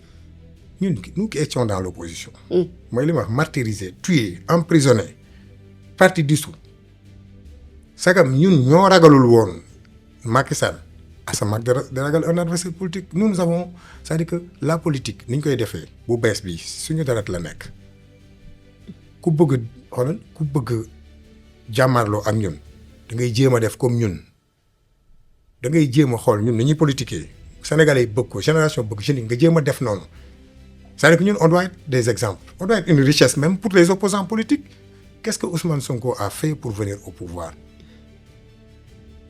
nañ essayer xool ci Ousmane Sonko li muy def ci lu baax ñu jéem ko li nga xam ne nag maintenant moom mooy handicapam mais ñun ñu xool foofu jéem a jaar foofu loolu mooy intelligence politique.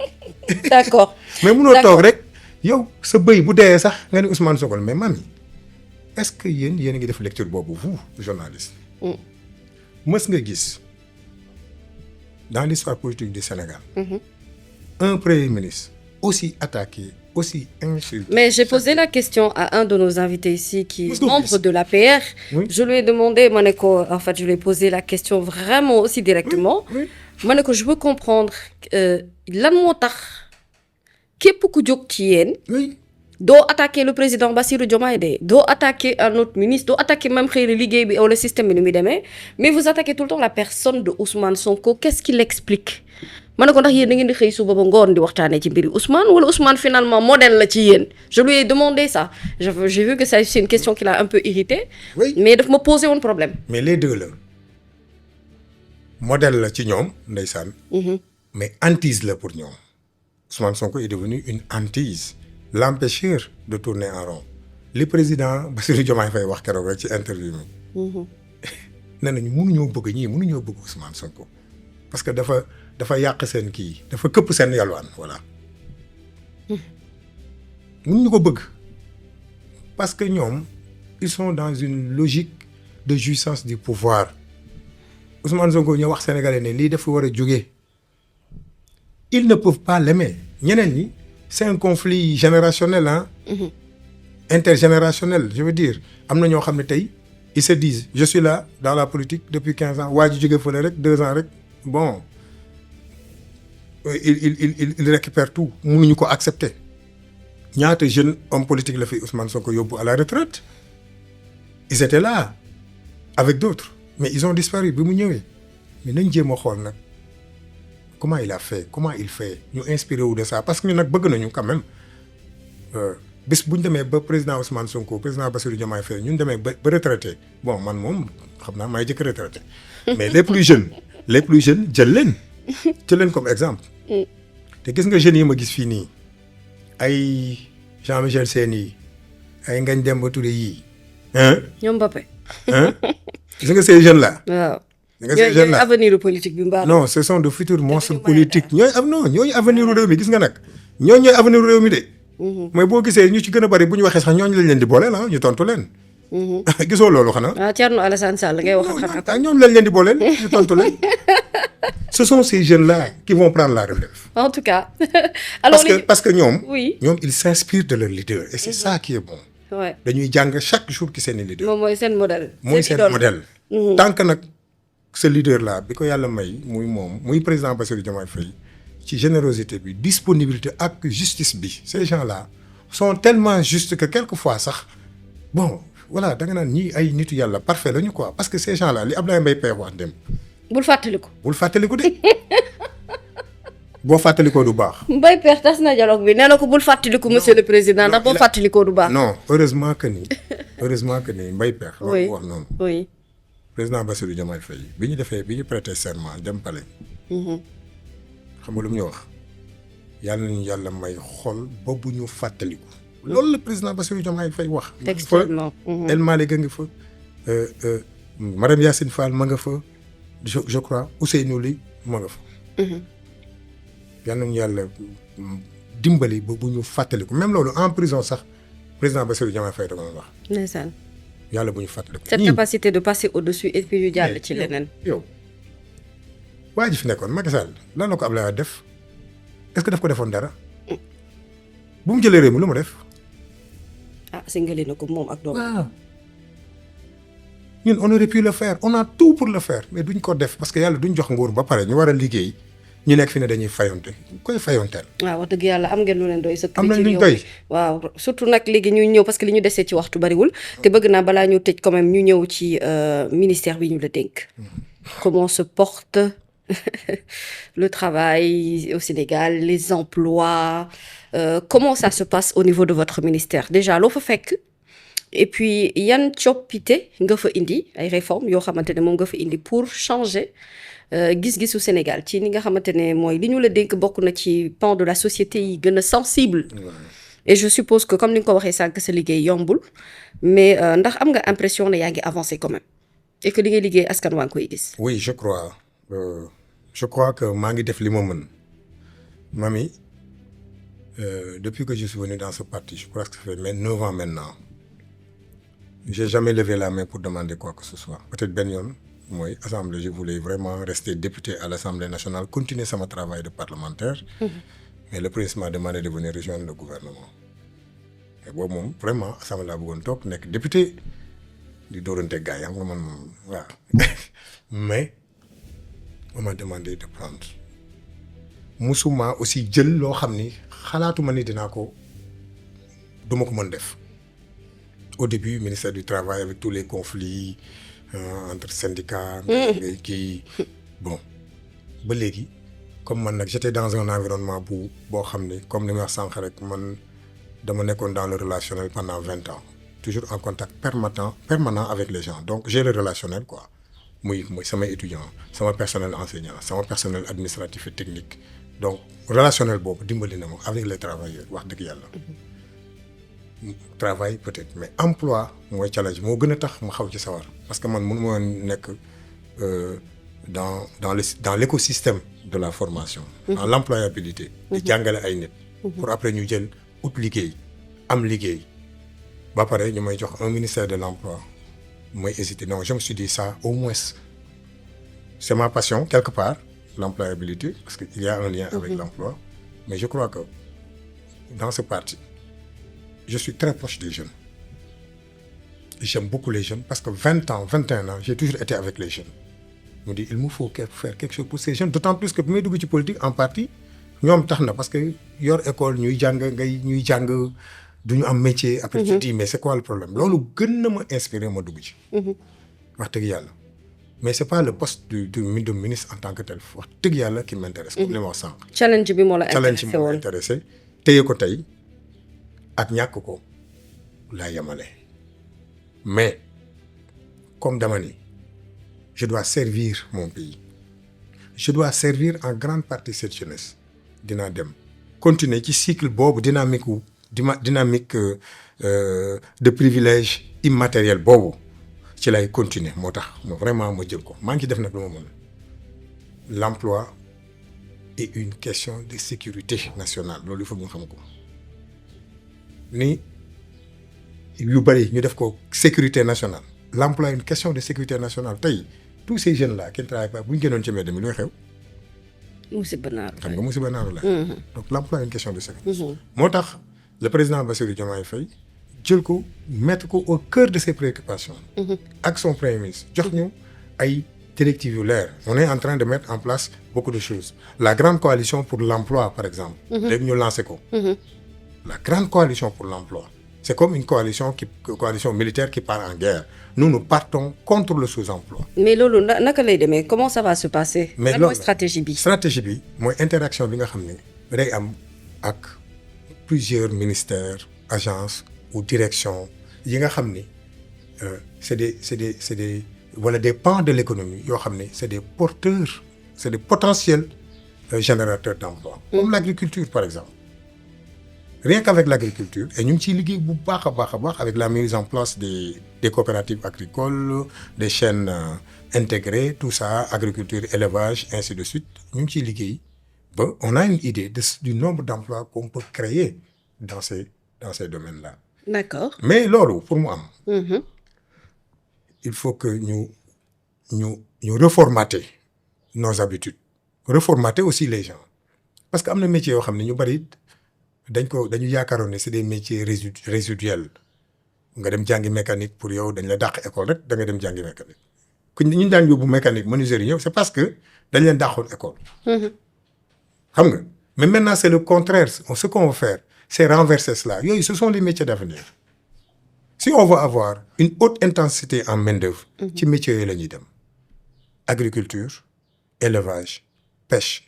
infrastructure bâtiment lu muy générer ci métier kenn xamul nu mu toll. bu war a aussi am. industrialisation fa la jëm moo tax ma koy wax xam nga bu ñu nee agriculture du mbay mi au sens premier du terme. mais c'est toute la chaîne de valeur. filière bi. filière bi la agriculture di nga bay di nga lekk di nga transformer. dëgg avec de petites unités. ensuite ba dem ba am de grandes unités. il y a des services. avec la digitalisation gis nga léegi. ak yeneen yoo xam ne c'est toute une chaîne de valeur boo xam ne. mën na générer des milliers et des milliers d'emplois et ça commence. ñu ngi ciy liggéey donc yooyu ce sont des choses sur lesquelles nous sommes en train de travailler. on est en train aussi de mettre en place la politique nationale de l'emploi boo xam ni politiquement amu fi woon ñu ngi ciy liggéey. pour que bu ñëwee. ñu jox ko le chef de l'État nous a demandé de travailler daanaka liggéey bi commencé na bu ñu paree ñu teg ko sur sa table ñu xam ne Sénégal lii mooy politique d'emploi am. que nguur bu fi ñëw bu la neexee nag bu yaa xam bu dee da nga am yenn option di fekk loo xam ne di nga ci mën a. di nga ci mën a dem. ndax souvent dañuy wax ni état du joxe emploi dafay créer conditions yi mën a tax. liggéey bi mën a yomb mais yéen da ngeen am problème parce que il y a beaucoup de jeunes qui pullulent dans ce pays qui sont sans emploi justement. Ils sont sans emploi ñun on a hérité de cette situation là. oui malheureusement mais loolu mooy challenge bi parce que affaire bi amul rek inconvénient mais am na avantage si les jeunes sont conscients que ni dañu war a xoolaat suñu bopp ci côté boobu que liggéey yu bari léegi ñoom ñu bañ ko xeeb. si les jeunes sont d'accord avec ça chaque jour nit bu xëyee dina am lu mu defi l'université au sens au format bi ñu am ni université mënatul guider la politique donc il faut créer de nouveaux métiers. non les nouveaux métiers sont là mais il faut quand même que nit ñi dem jëli ko mon jeune frère le DG de SNHLM. Bassirou Kébé. mu ngi doon wax naan j'en profite pour jaale Chérif Sy je viens tout à l'heure d'apprendre que son père est décédé. C'est secrétaire général de SNHLM. ma di ko jaale di jaale en même temps le directeur Bassirou Kébé. nee na dañoo toog am cartographie xool cartographie des métiers yi ñu soxla dans le domaine du bâtiment SNHLM. presque dara. ça veut dire que les gens avaient délaissé ces métiers-là. Donc il faut qu'on aille vers ça ñun nag ñu ngi ciy liggéey avec des porteurs de voix, des gens culturellement bien connus pour que le message là ñu jàll ko mais boobaa il faut qu'on réoriente notre politique de formation professionnelle aussi. surtout li ñuy dugal ci ay universités ay bourses 100 milliards ainsi de suite boo xam ne feeñul fenn nañ ko orienter vers des filières yi nga xam ni bon ci biir agenda de transformation nationale. cartographier nañu filière parce que boo mettee en place un agenda. nga ni lii laa bëgg a def il faut dire comment. de quoi est-ce que j'aurais besoin. financement bi c'est extrêmement important mais le capital humain yan nit ñoom ñooy développer loolu. loolu identifier nañ ko. beaucoup de métiers yoo xam ne mën nañ ko jëlee ci beaucoup de secteurs yoo xam ne ah li Demba Diop di wax on peut c'est-à-dire que le plein emploi c'est pas une illusion c'est possible. mais il faut orienter nos politiques vers ces secteurs-là ci loolu nag le gouvernement bi di.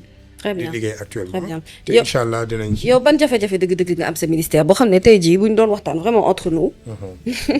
di nga ne xëy na bii moom tënn ma est-ce que travailleurs yi le syndicaliste yi wala dëgg-dëgg lan mooy li nga xam ne yow moo la teree nelaw ci li ñu la dénk loo xam ne boo ci amoon tey la clé ou la solution magique vraiment lijjanti woon nga ko jafe-jafe bi ngay njëkk a jànkoonteel. non xam nga la difficulté est inhérente à toute activité boo gis am na ses difficultés loolu moom mënuma la wax ne lii laa rencontré comme difficulté non j'en ai pas au contraire challenge laa am mooy li ma la wax ci emploi bi. man l'emploi pour man c'est un challenge. je ne crée pas nag d'emploi parce que le rôle du ministère de l'emploi c'est pas de créer de l'emploi aussi. ñoom dañu defe da nga war a créer emploi foofu loolu il faut mu wax ko. c'est de travailler à développer l'emploi parce que man yoruma ay industrie pour créer emploi man j'ai une position transversale c'est-à-dire que naka la ñuy def dañuy liggéey ñun naka la ñuy def ba industrialisation bi le ministère de l'industrie naka la ñuy travailler ak moom ci côté boobu y a la plateforme tabax bi nekk au niveau de la présidence de la République ñun le ministère de l'emploi on va être le point focal du privé. ñun ñooy liggéey privé ñun en fait ñun ay politique la ñuy développer ministères yi tënku ci politique yooyu su ko defee ak agence su ko defee ñoom à chaque fois donc dinañu xam exactement nous ce que nous avons fait ce qu'on leur propose comme option ci yenn côté yi ñoom naka la ñuy def ba développer mais on ne crée pas chaque jour damay jot ay message utal ma liggéey tonton Abbas ndeysaan xale yi ndeysaan ñu tonton Abbas utal ma liggéey dañu yaakaar ne man effectivement damay joxe liggéey nii mais au contraire d'accord naa de façon indirecte que ni effectivement loolu c'est une responsabilité qui me revient mais ñu ngi ciy liggéey on a par exemple la convention état employeur. la convention état employeur parce que day dimbali yenn employeurs yi ñu jël ay jeunes dans le cadre de l'employabilité dimbali leen ñu am lu ñu téye di jàngale di mënaale peut-être pourquoi pas ba demal seen bopp mais état bi jël en charge 50%. mais convention boobu dafa sooxe parce que bi ñu ñëwee gars yi dañ ko utiliser pour des utilisation politique bu doy waar lañ ci doon def mais loolu c'est gars yi ñu ngi ciy liggéey ñu ngi auditer la convention. mais par exemple dama constater ci convention boobu mais dafa centraliser wu à Dakar beaucoup plus. ce n'est pas normal une convention qui est là pour tous les Sénégalais mais Dakar li mu ci jël kenn xamul nu mu toll. ñu ngi jéem a xool naka la ñuy def ba réorienter cette convention là bu assister beaucoup plus des entreprises qui acceptent d'aller dans les zones. Donc en dehors de Dakar pour soit créer des entreprises wala développer des dynamiques par exemple des dynamiques d'emploi avec la politique de territorialisation bi nga xam ne moom la ñuy lancer ça doit être possible identifier nañu territoire bu ne pôle bu ne lan mooy ce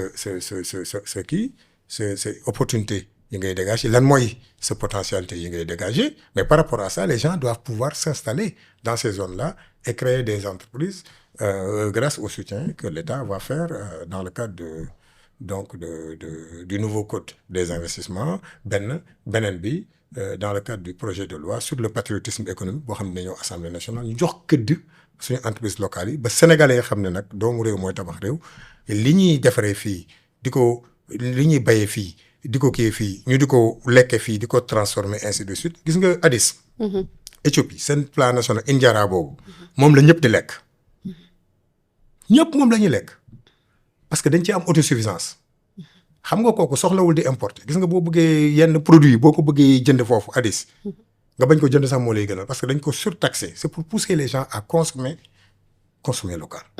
ñun on doit aller vers ça et on va aller certainement vers ça. suñu habitude yi war nañ ko xoolaat. bien sûr réew mi mënuñu fee nekk bëgg ko développer ak toujours des produits importés. bis bu ñu demee ba suñu mbay ñu téye ko. c'est fini on a atteint le développement parce que li ngay jël ci xaalis di ko investir feneen di ko fay ci ay importation wallaay mais dugal nga ko feneen. moo gën. mu créer ay entreprises créer ay infrastructures mu générer leneen. donc on souffre à cause de ce déséquilibre là. te loolu je crois que suñu autorité boo xoolee li ñuy def sur l'arachide li ñu defoon ce qu'ils ont fait sur l'anacarde fan yi pomme de terre bi soble yi gis nga li ñu ci def yëpp ne duñ ci exporter tant que consommation locale bi kiiwul. fi ñu jëm je crois que bientôt les Sénégalais. waaw loolu la surtout bu ngeen réussir ça à ce que ñu mën ko stocker. mu ngeen am ay conditions de stockage yu baax parce que loolu moom c'est un problème. parce que ñu ci gën a bari li tax muy dem dañuy dem ñu stocker après bu période bi bu kii amee rupture amee. gars yi indiwaat ñu jaay ñu ko. les Indiens c'est ce qu'il faut d'autres c'est ce qu'ils font. mais loolu yëpp nag gars yi dañu yaakaar ne identifier nañ ko te ñu ngi ciy liggéey incha allah. kon baax na. identifier nañ ko bu baax te ñu ngi ciy liggéey bis bu ñu demee ba régler loolu les Sénégalais verront qu'ils n'auront pas regretté d'avoir élu le président Bassirou Diomaye Diakhar Faye comme président de la République du Sénégal. macha allah c'était tellement passionnant ci waxtaan ak yow bëggoon naa ñu laal ci wàllu administration bi. nga xam ne yàlla xam doy na rek. bu ñu yenn scandale yi bu ñu ko dee seetlu on se demande si l'administration mu ngi dox ni mu war a doxee. est-ce que liggéeykat yi dëgg-dëgg xam nañu seen wareef xam nañu seen wàll. et puis yow aussi ci wàll bi ñu la dénk ci wàll boobu est-ce que vraiment diggante bi ratax na entre vous et les travailleurs et autres. xëy na peut-être en 2 phrases lay doon rek après nga tëjaale ndax li ñu cërale ci waxtu jeex na. oui mais je vous laisse voilà juste nous briefer sur ça et ensuite dire votre dernier mot. ci ñi nga xam ne ñoo ñu doon seetaan. en fait ci loolu man mes relations avec les travailleurs ñëpp gis nañ ko j'ai réussi avec vraiment tout le ministère du travail de l'emploi relation avec les à signer le pacte de stabilité nationale. te c'était pas évident et c'est grâce à ces cadres du ministère l'administration du travail j'en profite pour les féliciter. ay jàmbaar dëgg laa fekk ci ministère bi en fait sénégalais xamuñu sax ñooñu li ñuy liggéey mais après dinañ ko xam ils sont extra formidables administration du travail sénégalais amoon nañ leen jukkoon muy les inspecteurs du travail les contrôleurs et tous ceux qui travaillent autour ñoom ñoo jàpp ci liggéey bi ak les travailleurs les syndicalistes wax dëgg yàlla ils nous ont écoutés dégg nañu suñu préoccupation xam nañ ni réew mi fu mu toll métti na ils ont accepté de nous accompagner. accompagner nag pas au sens où dañuy bàyyi ñu def lu ñu neex ci la ñu nangu ñu signer le pacte de stabilité donc national pour la croissance et le développement durable ñu signer ko président de la République bu leen yem ci signer commencer à travailler sur la mise en œuvre ñu ngi woon Saly démb la ñu pare pour donc commencer engagement yi nga xam ne état bi jëloon na ko. mu commencer ko mettre en œuvre xam nga loolu mooy wane ne notre bonne foi vis-à-vis des travailleurs ma leen di remercier tous les syndicats leen wax nag nous sommes des partenaires et que fuñ ci toll leen premier mi waxoon wax dëgg yàlla dinañ ko xam nga dafa am benn geste bu ma frappé bi ñuy signer le pacte doyen Guiro mu ngi màgg maa ngi koy ziare ak tous les autres muy doyen Cheikh Diop muy maman Yvette Elimane doyen Cheikh dafa signé. ba pare daal di ne yàlla na barkeel loolu ñu bari seet mais man damaa ko dégg mu signé pare ne yàlla na barkeel. le premier ministre Ousmane Sonko bi ma ko joxee dafa def nii seetaat leen peut-être image yi mën na leen rëcc daf ci ñaan def nii. loolu aussi loolu mooy ñoom ils sont dans une dynamique boo xam ne vraiment très sérieuse pour développer donc loolu mooy lii ñu signé nii yal nañu yàlla dimbali ba ñun engagement yi ñu fi nekk ñu respecté ko parce que ñun suñu problème bi loolu Sénégal est-ce que les hommes politiques engagement yi ñu jël dinañ ko respecté. loolu tax ñu woote à un nouveau pacte parce que dañ fay fekk engagement yoo xam ne saison électorale bu jotee élection jot na. promesse syndicaliste yi ne gars yi nañ leen signé. mais loolu lañ ne duñ ko def moo tax engagement bu ñu jël ci pacte bi ñoom ñu ngi may déglu président de la république wax na ko en conseil des ministres il faut respecter ça. beneen bi nag c'est le dernier mot que je lance à tous les sénégalais et à toutes les sénégalaises ñoo xam ne ce pays ne peut pas se faire on ne peut pas faire ce pays seul ce pays on va le faire avec tout le monde. États-Unis patriotisme bi ñuy woote c'est une réalité. Éthiopie ba la ma jógee patriotisme bi ñuy woote c'est une réalité. Ghana ba la ma jógee c'est une réalité. Rwanda dañ doon reyante massacre gis ngeen ko. le Rwanda c'est le pays le plus propre d'Afrique actuellement nii. te ñooñu ci ay xeex ay reyante lañ jógee ah. donc ñun nañu laabirante suñu biir. je pense que bu ñu waxante dëgg sax mën nañu ko waxante mais pas ci biti. nañu laabirante suñu jàppalante nag parce que Sénégal défaut boobu la ñu am de. les gens voient en Abbas sa réussite personnelle non man au ma réussite personnelle moi quand je travaille pour l'intérêt général. Abbas a ngi def li rek gars yi commencé nga gis ay ñu actionné ay nit oui ay Abbas bii lii ak lii Sénégal loolu moo njaax képp koo gis ñu koy attaqué fii dans ce pays. c'est parce que mu ngi liggéey. xamal ni mu ngi liggéey. parce que am na ñoo xam ne bu ñu liggéeyul on donnera même pas l'occasion donc aux gens de le laisser ici fii ku fi liggéeyul dañ la fiy jëlee yóbbuloo. mooy li ma wax sànq rek man su ma demee ba xam ne lii mënuma ko fii laa ko waxee bala maa kenn di woon naa Abbas li ma la dénkoon jox ma ko ma ne koy sawaay dëgg. neexul ba neexul wóolu woon nga ma mais lii daal mënatuma ko continuer ma jox la ko ma dem defi leneen. donc que les gens ne voient pas les réussites personnelles. nous sommes dans une dynamique collective lañ nekk ñun. on nous a appelés tous ensemble à être ensemble à travailler ensemble. Sénégalais yi dañu war a jàpp ci mbir mi nañu wax dëgg. homme politique yi aussi nag góorgóorlu parce que nag ñun li ñu dénk dama bëgg ñuy inspiré wu ci le président Ousmane Sonko. damay dégg souvent naan nit ñi naan non dañ leen a fal ñun kenn faluñu. dañ ñoo dénk président Ousmane Sonko terme fal li mu ko utilisé bariwul toujours bu ngeen ko seet danaan bu ngeen ñu dénkee. te dénkaane dafa fort ñun dañoo dénk rek kenn faluñu amuñu benn privilège. au contraire wax dëgg yàlla xam nag doy na lépp mënuñu ko wax ci plateau benn privilège amu ko. am na ñoo xam ni génn tout de suite gouvernement yi mu leen gënal continuer nekk ci gouvernement bi xam nga leen fi bàyyi don de soi pour la patrie patriotisme moo leen fi bàyyi. j'en connais. à commencer par moi mi patriotisme don de soi moo ma bàyyi fii bu dul woon loolu dem naa defi leneen à mon âge je peux même prendre ma retraite je n'attends absolument rien de la politique. dama koy wax homme politique yi ku leen aduler pour ëllëg am si yéen dara ne l'acceptez pas man de Abass Fall koo xam da ngay ñëw ci man pour jàppale pour am ci man dara bul ñëw. bul ñëw j'en ai pas besoin soxla ma courtisan soxla ma ko may woyal soxla ma ko may feccal xam nga lu ma soxla. ku may accompagner ci li may liggéey. may pousse ngay pousse. mais ku ñëw ci man yaakaar ne su ma faloo dama la war a jox poste wala leneen sincèrement bul ñëw parce que du ma ko def. mënuma ko sax faf mais samay collaborateurs yi may liggéeyal ma wóolu leen ñu am xam-xam am technique secret bi dinaa leen jël sama cabinet en grande partie parce que le cabinet il est politique j'ai pris des gens de Pastef. Le cabinet est politique à part le premier conseil technique bi ma am ñi si des ñu sont des conseils techniques mën naa la yónnee seen CV nga xool. tànn ma leen ci ay tayeefu bakkande kenn parce que man jàngalekat laa.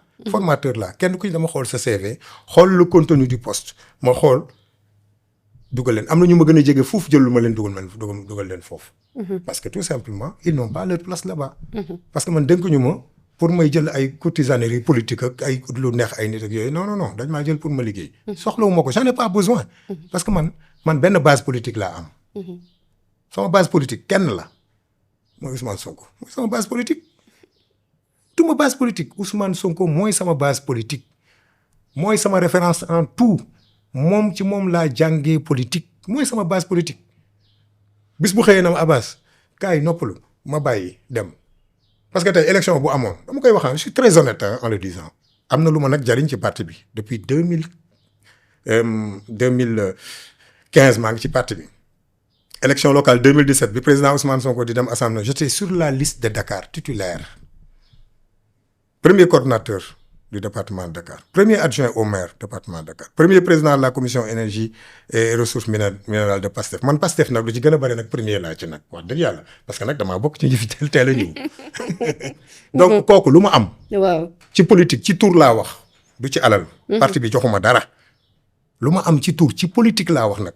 parti bi defaluma dara ci alal. te du ma ko defal ba ci li may gagné fii.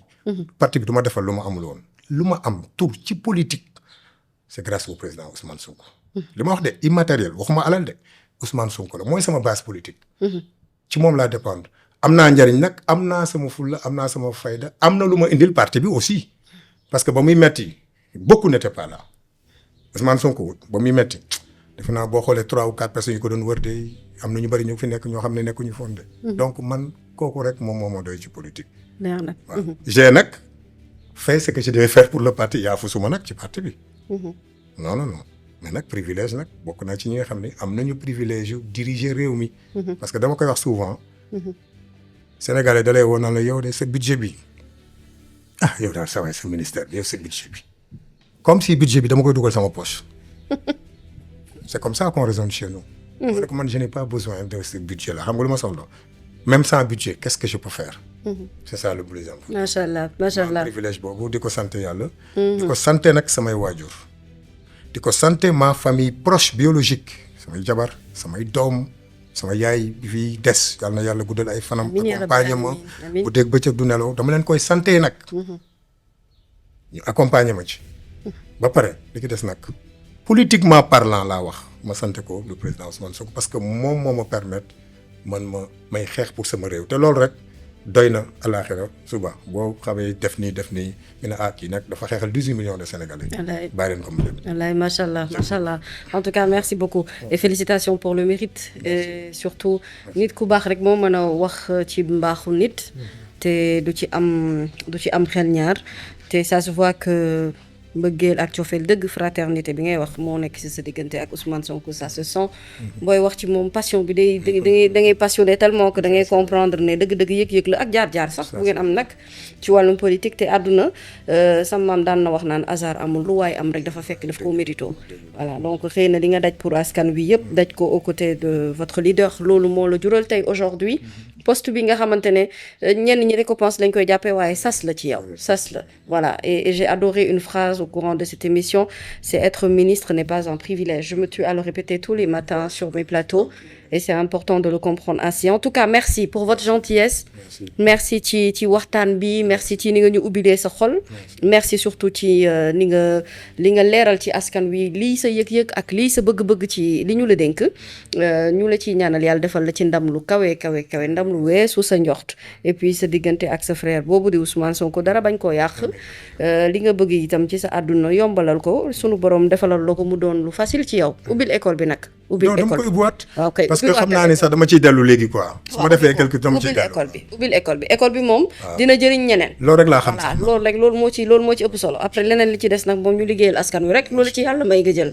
donc merci beaucoup monsieur le ministre Abass Fall moo nekkoon sunu invité ministre du travail de l'emploi et des relations avec les institutions di remercier EPF Africa aussi mi nga xam ne dafay ànd ak ñun saa su ne et puis pour vous qui voulez être partenaire de cette émission c'est simple on va afficher le numéro du service commercial juste en bas ngeen woo ñu contacter ñu vous allez voir que ça nous fera plaisir ngeen accompagner ñu autant ci Face à la Nation que ci émission Confidence les grands rendez-vous de ce pays c'est sur CD People bien entendu merci à Youssouf Biagui pour li ñu assisté ci wàllu xarale gi ak Jibi bu baax a baax et on remercie toute l'équipe bi nga xam ne ñoo jàpp ci coordination bi ba ñu mën a am monsieur le ministre ci plateau bi mon DG qui n'aime pas être cité dans mes émissions mais merci quand même à lui Amidou Djigo merci à tout le monde on se donne rendez-vous très très prochainement sur ce même plateau avec un autre invité Face à la Nation sur la meilleure des chaînes Séné People.